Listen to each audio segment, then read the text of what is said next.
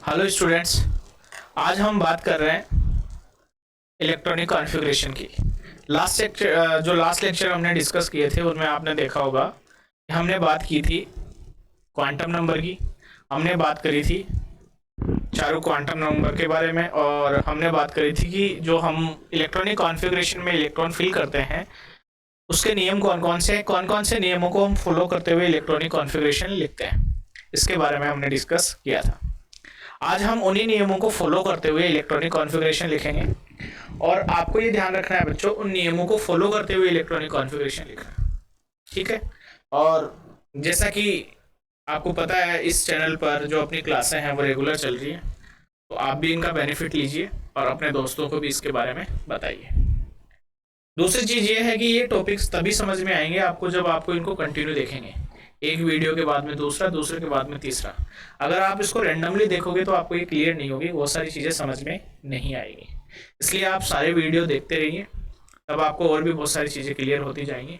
तो देरी ना करते हुए आज का जो अपना टॉपिक है इलेक्ट्रॉनिक कॉन्फ़िगरेशन वो डिस्कस करते हैं। तो देखो, इलेक्ट्रॉनिक कॉन्फ़िगरेशन की हम बात करते हैं। टॉपिक है हमारा इलेक्ट्रॉनिक कॉन्फ़िगरेशन।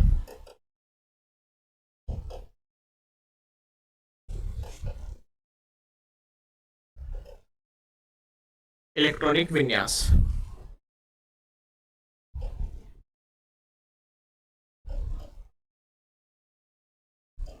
इलेक्ट्रॉनिक विन्यास।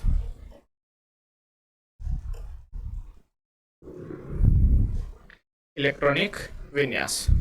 देखो बेटा, हमारा पहला नियम था आपबाउ प्रिंसिपल, यानी आपबाउ का नियम। और वो नियम क्या बताता है कि जो भी इलेक्ट्रॉन भरे जाएंगे वो सबसे कम ऊर्जा वाले सब सेल में इलेक्ट्रॉन भरे जाएंगे, उसके बाद में जो उससे ज्यादा ऊर्जा वाले सब सेल में, और फिर उससे ज्यादा ऊर्जा वाले सब सेल में, और फिर उससे ज्यादा ऊर्जा वाले सब सेल में। यानी मोटी मोटी बात हम करें तो सबसे कम ऊर्जा वाले में सबसे पहले इलेक्ट्रॉन भरे जाएंगे, ठीक है।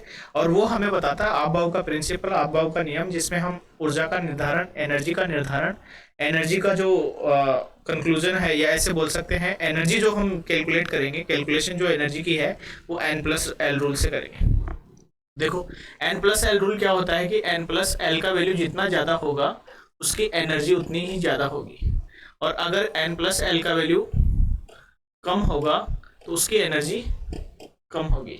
और यदि n+l किन्हीं दो सबसेल के लिए सेम आ जाता है ना, subshell plus principal quantum number n, यानी प्रिंसिपल क्वांटम नंबर और एजिमुथल क्वांटम नंबर, सेल और सबसेल का वैल्यू सेम आ जाता है, उस कंडीशन में उसकी एनर्जी ज्यादा होगी जिसके लिए n का मान ज्यादा है, इसके लिए n का मान ज्यादा है, और उसकी एनर्जी कम होगी जिसके लिए n का मान कम है। ये है हमारे पास में सेल और सबसेल का सम, सेल और सबसेल का योग। तो हमने देखा था कि 1s, सबसे पहले इलेक्ट्रॉन 1s में, या ऐसे बोल सकते हैं जो फर्स्ट सेल है उसके s सबसेल में पहले इलेक्ट्रॉन भरा जाएगा, फिर सेकंड सेल के s सबसेल में, फिर p सबसेल में, ठीक है। फिर हम बात करें तो, या ऐसे बोल सकते हैं कि फर्स्ट सेल में s सबसेल, सेकंड सेल में s और p, थर्ड सेल में s, p और d, फिर फोर्थ सेल में s, p, d और f, ये है। तो इनकी ऊर्जा की बात करें तो इनके लिए n+l की वैल्यू कैलकुलेट कर ले। तो n+l की वैल्यू कैलकुलेट करें तो n+l की वैल्यू आ जाएगी, इसके लिए 1, इसके लिए 2, इसके लिए 3, इसके लिए 3, इसके लिए 4, इसके लिए 5, इसके लिए 4, इसके लिए 5, इसके लिए 6 और इसके लिए 7। तो जिसका n+l का वैल्यू ज्यादा उसकी एनर्जी ज्यादा, उसकी ऊर्जा ज्यादा, जिसके लिए n+l का मान कम उसकी ऊर्जा कम, उसकी एनर्जी कम। तो यहाँ देखो, सबसे कम एनर्जी किसकी है, 1s की, क्योंकि इसके लिए n+l का मान सबसे कम है। फिर उससे ज्यादा किसकी है, 2s की, क्योंकि उसके लिए n+l का मान कितना है, 2 है। ये लो, उसके बाद में देखे तो देखो यहाँ पर 3 है और यहाँ पर भी 3 है, तो उसकी एनर्जी कम होगी, उसकी ऊर्जा कम होगी, जिसके लिए n का मान कम है। तो इसके लिए n का मान 2 है, इसके लिए n का मान 3 है। तो यहाँ पर ऊर्जा किसकी कम है, 2p की, यानी इन दोनों की तुलना में 2p की कम है, लेकिन 2s से इसकी ज्यादा है। तो ऐसे लिख सकते हैं। अब देखो, ये 4 नंबर 3 पर और 4s पे भी 4 नंबर, 4s पे भी 4 नंबर। तो इनमें से ऊर्जा उसकी कम होगी जिसके लिए n का मान कम है, यानी जिसके लिए n का मान कम है उसकी ऊर्जा कम। तो यहाँ पर इसके लिए n का मान 3 है, इसके लिए n का मान 4 है, तो फिर कम है 4p की और फिर उससे ज्यादा है 4s की, 4s की। अब देखो इसमें 5 और इसमें भी 5, तो उसके बाद में ऊर्जा ज्यादा होगी d की, 4d की, सॉरी 3d, और फिर उसके बाद में 4p, फिर ऐसे चलता जाएगा।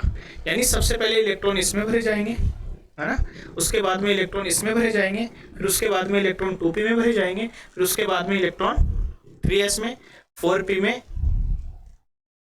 अपन ने गड़बड़ कर दिया, ये 3p है बेटा, यहाँ पर यह है 3p,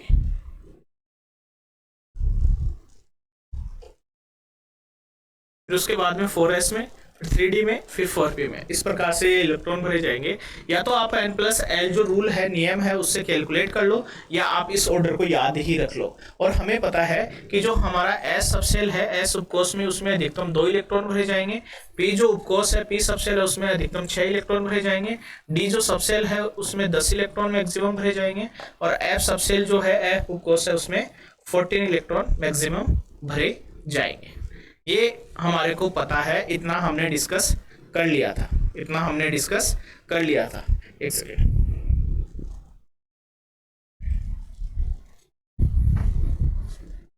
ठीक है, तो आगे बढ़ते हैं। अब आगे चलते हैं, अब इलेक्ट्रॉनिक कॉन्फ़िगरेशन लिखते हैं। देखो, जिससे हम बात करें इलेक्ट्रॉनिक कॉन्फ़िगरेशन में, तो हम सबसे पहले बात करते हैं हाइड्रोजन की। हाइड्रोजन में कितने इलेक्ट्रॉन? 1 इलेक्ट्रॉन। हाइड्रोजन में 1 इलेक्ट्रॉन। और तो हम सबसे पहले इलेक्ट्रॉन किस में भरेंगे? 1s में। आप का नियम को फॉलो करते हुए 1s, यानी उसकी ऊर्जा सबसे कम है, एनर्जी इसकी सबसे कम है, तो 1s में भरेंगे। कितने इलेक्ट्रॉन है? 1 इलेक्ट्रॉन है। और अधिकतम कितने भर सकते हैं? 2 भर सकते हैं। तो 1 भरना है, अपने को 1 भर दिया। और इसी को अगर कक्षक यानी ऑर्बिटल के रूप में लिखने की कोशिश करें, तो ये 1s है, तो इसमें 1 इलेक्ट्रॉन है, ये लो। इस प्रकार से हम लिख सकते हैं। यानी हाइड्रोजन में 1 इलेक्ट्रॉन है, तो वो सबसे पहले किसमें भरा जाएगा? 1s में। और इसमें अधिकतम 2 इलेक्ट्रॉन भर सकते हैं, लेकिन हमारे पास भरने के लिए कितना है? 1 ही है, तो वो 1 मैंने भर दिया। ऐसे हम बात करें हीलियम की। हीलियम में कितने इलेक्ट्रॉन? 2 इलेक्ट्रॉन। तो 2 इलेक्ट्रॉन यानी 1s में सबसे पहले इलेक्ट्रॉन भरा जाएगा, और इसमें अधिकतम कितने भर सकते हैं? 2, और भरने के लिए भी 2 ही है, तो 2 मैंने भर दिए। और इसको लिखा कैसे जाएगा? ऐसे, ये लो 1s ऑर्बिटल, 1s कक्षक। ऐसे अगर हम बात करें लिथियम की, तो कितने इलेक्ट्रॉन? 3 इलेक्ट्रॉन। तो 3 इलेक्ट्रॉन पहले सबसे पहले 1s में, और 1s में अधिकतम कितने भर सकते हैं? 2 भर दिए। अब कितने बच गए? 3 में से 2 भर दिए, 1 बच गया। तो आगे वाले n+l में मूव कर जाएंगे, यानी 2s में। तो 3 में से 2 भर दिए, 1 बच गया, 1 यहाँ भर दिया। इसको कैसे लिखा जाएगा? इसमें 2 इलेक्ट्रॉन, ये लो 1s में, और इसमें 2 इलेक्ट्रॉन यानी 2s में, ये लो 2s में। ठीक है। ऐसे ही आगे बात करें हम हाइड्रोजन, हीलियम, लिथियम। अब बात करते हैं बेरिलियम की। बेरिलियम की बात करें तो 4 इलेक्ट्रॉन, और 4 इलेक्ट्रॉन यानी पहले सबसे पहले 1s में, फिर 2s में भरे जाएंगे 4। s में अधिकतम 2, इस s में भी अधिकतम 2, और अपने को 4 ही भरने हैं, चारों भर दिए। तो ये लिखा कैसे जाएगा? ऐसे 1s। ये कैसा लिखा जाएगा? ऐसे 2s। अब ये देखो, ऑफ-बाउ का नियम जो है वो हम फॉलो कर रहे हैं ऊर्जा के रूप में, यानी सबसे पहले 1s में भर रहे हैं, फिर 2s में भर रहे हैं। फिर हम बात करते हैं पाउली के अपवर्जन नियम की, पाउली का एक्सक्लूजन प्रिंसिपल। तो पाउली का अपवर्जन नियम क्या बोलता है? एक्सक्लूजन प्रिंसिपल क्या बोलता है? किन्हीं भी 2 इलेक्ट्रॉन के लिए चारों क्वांटम नंबर क्या नहीं हो सकती? सेम नहीं हो सकती। तो देखो यहाँ पर भी इसके लिए चारों क्वांटम नंबर डिफरेंट है, इसके लिए चारों में से चौथी डिफरेंट है। 3 सेम हो सकती है, इसके लिए भी चौथी डिफरेंट है, यानी ये चारों क्वांटम नंबर इसकी सेम नहीं है। समझ गए बात को? आगे बात करें बोरॉन की। 5 इलेक्ट्रॉन, तो ये 5 इलेक्ट्रॉन पहले 1s में 2 भर देंगे, फिर 2s में 2 भर देंगे, s में अधिकतम 2। फिर 2p की बात करेंगे तो 5 में से 4 भर चुके हैं, 1 बच गया, 1 इसमें भर दिया। ये लो, तो इसको डिनोट कैसे करेंगे? ये लो 1s में 2 इलेक्ट्रॉन, ये लो 2s में 2 इलेक्ट्रॉन, ये लो 2p में 1 इलेक्ट्रॉन। ठीक है, ये 2p में 1 इलेक्ट्रॉन भर दिया हमने। अब हम बात करें बोरॉन के बाद में कार्बन की। तो कार्बन में कैसे भरा जाएगा? देखो, कार्बन 6 इलेक्ट्रॉन है, पहले सबसे पहले 1s में भरा जाएगा, फिर 2s में, फिर 2p में। तो 1s में अधिकतम 2 भर सकते हैं, 2s में अधिकतम 2 भर सकते हैं, p में अधिकतम 6 भर सकते हैं। लेकिन बचे कितने, 4 तो भर दिए, 6 में से 2 बच गए, तो 2 हमने यहाँ भर दिए। इसमें अधिकतम 6, जब तक 6 नहीं होंगे तब तक हम इसमें भरते जाएंगे, जब तक 6 नहीं होंगे तब तक हम इसमें भरते जाएंगे। तो इसको डिनोट कैसे करेंगे, ये लो 1s 2 इलेक्ट्रॉन, ये लो 2s 2 इलेक्ट्रॉन, ये लो 2p 1 इलेक्ट्रॉन 1 इलेक्ट्रॉन, ये 2p। ठीक है, इस प्रकार से हम इलेक्ट्रॉनिक कॉन्फ़िगरेशन लिख सकते हैं, इलेक्ट्रॉनिक कॉन्फ़िगरेशन या इलेक्ट्रॉन ऑर्बिटल में कक्षक में भर सकते हैं। अब आगे चलें, कार्बन के बाद में बात करें नाइट्रोजन की। तो नाइट्रोजन में कितने इलेक्ट्रॉन, 7 इलेक्ट्रॉन। 7 इलेक्ट्रॉन पहले 1s में भरे जाएंगे, फिर 2s में, फिर 2p में। तो 1s में अधिकतम 2, 2s में अधिकतम 2 और 4 हो गए, 7 में से 4 यहाँ पर दिए, बच गए कितने, 3। तो p में कितने, 3। ठीक है, p में कितने आ जाएंगे, 3 आ जाएंगे। तो इस प्रकार से हम इसको ऐसे डिनोट कर सकते हैं, इसको ऐसे डिनोट कर सकते हैं। और ये 3 है, तो इसको ऐसे डिनोट कर सकते हैं, 1 2 3। ये 1s, ये 2s, ये 2p। अब ध्यान देना बेटा, अबव का प्रिंसिपल बोलता है कि ऊर्जा जिसकी कम उसमें इलेक्ट्रॉन। तो पहले हमने ऊर्जा कम ऊर्जा वाले में, फिर उससे ज्यादा वाले में, फिर उससे ज्यादा वाले में भराया, यानी अबव का नियम हमने फॉलो किया है। फिर बोलता है पाउली का अपवर्जन नियम, यानी 2 इलेक्ट्रॉन के लिए चारों क्वांटम नंबर सेम नहीं हो सकती। इसमें भी चारों क्वांटम ने, यानी इसका स्पिन चक्रण अलग अलग है, इसका स्पिन चक्रण अलग अलग है। और फिर बाद में आता है हुंड का नियम। हुंड का नियम क्या बोलता है कि समभ्रंशक कक्षकों यानी डीजनरेट ऑर्बिटल्स में तब तक इलेक्ट्रॉन की पेयरिंग नहीं करेंगे जब तक कि सिंगल सिंगल इलेक्ट्रॉन नहीं भर दे, यानी तब तक इलेक्ट्रॉन का जोड़ा नहीं बनाएंगे जब तक कि एक एक इलेक्ट्रॉन नहीं भर दे। तो वैसा ही मैंने किया है, यानी इस इलेक्ट्रॉनिक विन्यास में मैंने तीनों नियमों का अच्छे से पालन किया है और यहाँ पर तीनों नियम फॉलो हो रहे हैं। ठीक है, आगे बात करें ऑक्सीजन की। ऑक्सीजन में 8 इलेक्ट्रॉन, इसमें 1s 2s 2p। 1s में 2 इलेक्ट्रॉन 2 इलेक्ट्रॉन, 8 में से 4 भर दिए, यहाँ कितने बच गए, 4। तो इसको डिनोट कैसे कर देंगे, 2 इलेक्ट्रॉन, ये लो 2 इलेक्ट्रॉन, और ये p 1 2 3 और ये चौथा, ये 2p 2s और ये 1s। ऐसे यदि हम बात करें तो अगला है हमारे पास में फ्लोरीन। फ्लोरीन में 9 इलेक्ट्रॉन और 9 इलेक्ट्रॉन है, तो 1s 2s 2p। तो 2 2 4 हो गए और 5 बच गए, तो 5 इलेक्ट्रॉन मैंने यहाँ पर दिए। तब तक भरते रहेंगे जब तक कि इसमें 6 नहीं हो जाए। इसको डिनोट कैसे करेंगे, ये लो 2 इलेक्ट्रॉन, यानी ये 1s। इसमें डिनोट कैसे करेंगे, ये 2 इलेक्ट्रॉन 2s। इसमें डिनोट कैसे करेंगे, ये लो 1 2 3 4, इसको बड़ा बना लेते हैं,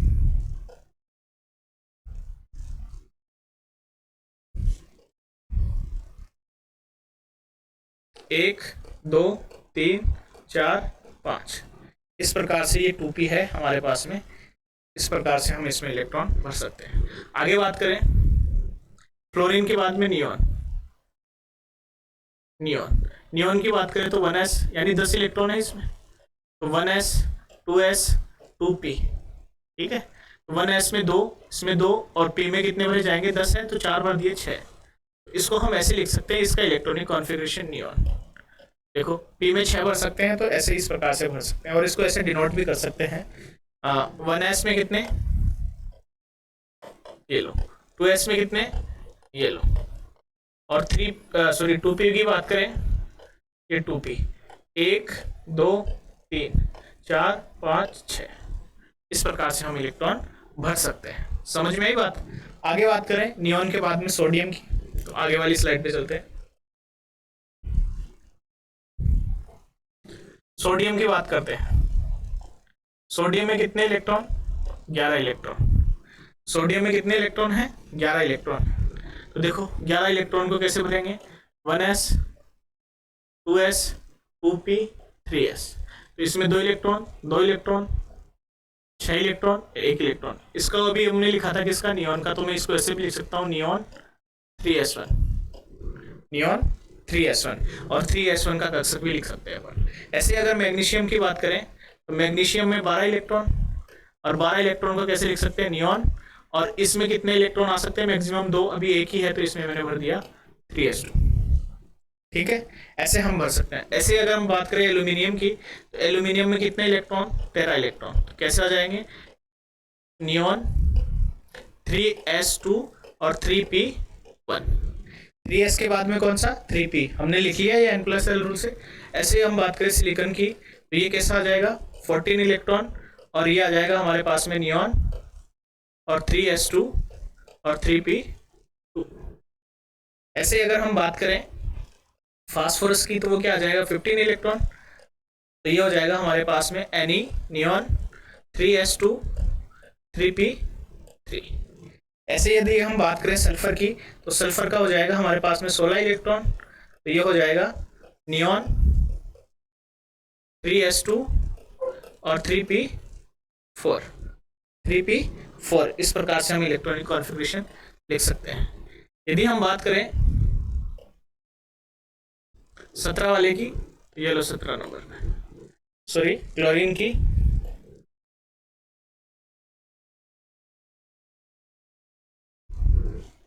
तो ये है 17 इलेक्ट्रॉन और 17 इलेक्ट्रॉन का होगा नियॉन, इसको नीचे लिख देता हूं मैं,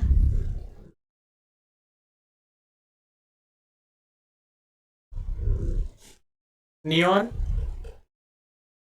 3s2 और 3p5।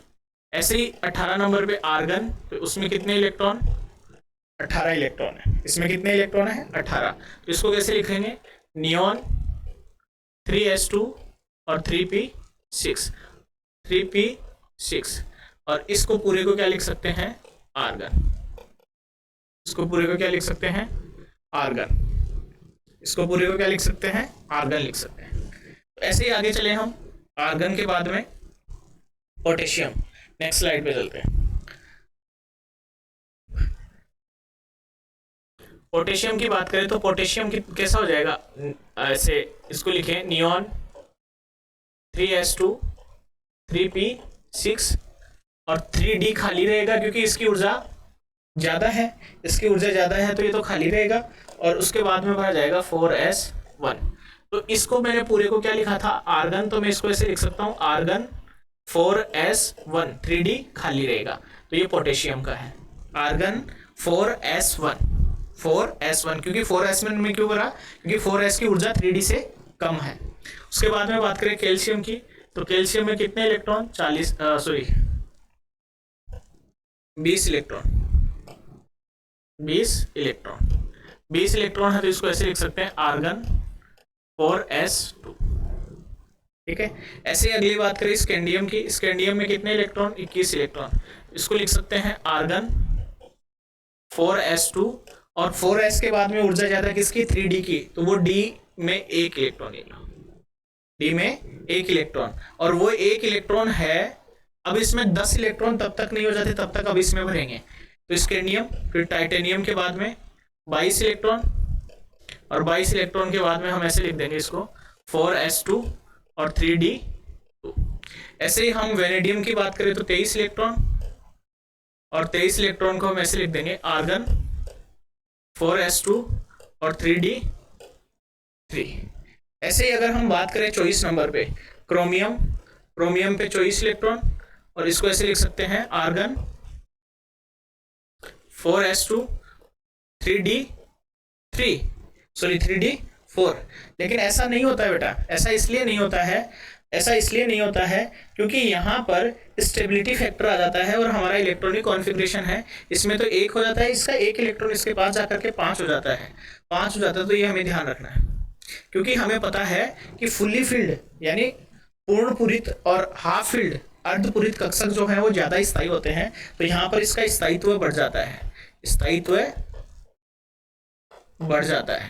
बढ़ जाता है यानी इसकी स्टेबिलिटी बढ़ जाती है कक्षक के पूर्ण पूरित और अर्धपूरित होने के कारण, फुल्ली फिल्ड और हाफ फिल्ड होने के कारण इसका स्थायित्व बढ़ जाता है। दूसरी चीज इसमें इलेक्ट्रॉन जाना चाहिए था लेकिन इसमें चला गया, तो हम ये बोल सकते हैं ये आपबहु का अपवाद भी है, यानी यहाँ पर आपबहु का जो नियम है वो फॉलो भी नहीं होता है, आपबहु का नियम है वो यहाँ पर फॉलो नहीं होता है।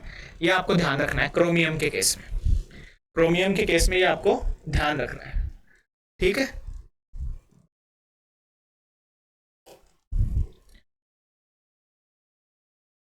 ये आपको ध्यान रखना है क्रोमियम के केस में। आगे चले हम, आगे देखो क्रोमियम के बाद में आ जाता है मैग्नीज।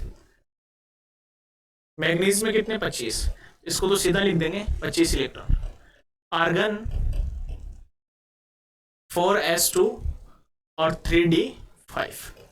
ऐसे ही इसके बाद में फेरस, तो फेरस के 26 इलेक्ट्रॉन, ये हो जाएगा आर्गन 4s2 और 3d6। इसमें तब तक भरेंगे जब तक कि 10 ना हो जाए, ठीक है।